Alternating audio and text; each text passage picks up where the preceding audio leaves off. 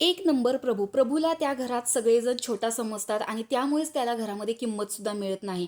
प्रभूला बघून खूप वाईट वाटतं कारण विशाल त्याला नेहमी हाडतूड करत असतो. अशा प्रकारच्या बऱ्याच कमेंट्स प्रभूबद्दल आज पॉझिटिव्ह आहेत कारण ह्या सीनमुळे प्रभूला खरंच खूप सिंपत्ती भेटत आहे.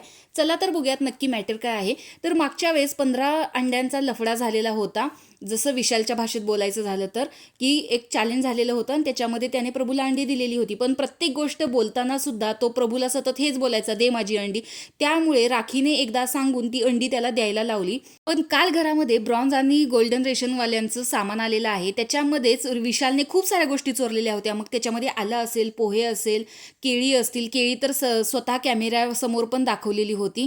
तर बऱ्याच गोष्टी यांनी सुद्धा चोऱ्या केलेल्या होत्या आणि तिकडे 2 अंडी पडलेली होती. तीच अंडी मी घेऊन शिजवून खातोय असं इथे प्रभूनं सांगितलेलं आहे. पण विशालचं म्हणणं आहे की तू ती अंडी चोरलेली आहेस. इव्हन सागर सुद्धा बोलतो की अरे ती अशीच कशी काय पडली असतील, ती कोणाची तरी असणारच ना. पण प्रभूने सांगितलं की मी ती अंडी सगळ्यांच्या देखत घेतलेली आहेत, ती काय मी चोरून इकडे तिकडे ठेवलेली नाहीयेत. त्यामुळे इथे विशाल त्याला म्हणतोय की तू केलं तर प्रेम, आम्ही केलं तर लफडा, काय नुसता भुंकत असतोस. म्हणजे तो त्याला उगाच तोंडाने काहीतरी इशारे वगैरे करत असतो, प्रभू चिडवत असतो.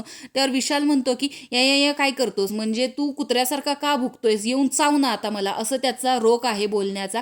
तर विशालने ही जी गोष्ट आहे प्रभूला बोललेली ती खूप घाणेरडी आहे आणि कुत्र म्हणून चाव येऊन मला असं म्हणणं खूप घाणेरड्या लेवलचं वाटतं.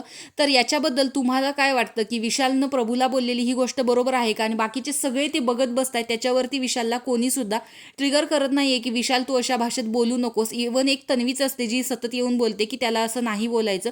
आता तरी इथे राकेश आहे आणि दीपाली सुद्धा आहे, तरी सुद्धा ते शांत बसलेले आहेत. तर विशालने बोललेली प्रभूला ही गोष्ट तुम्हाला कशी वाटली कमेंट बॉक्समध्ये नक्की सांगा. अशाच व्हिडिओसाठी आपल्या चॅनेलला सबस्क्राईब करा. बाय.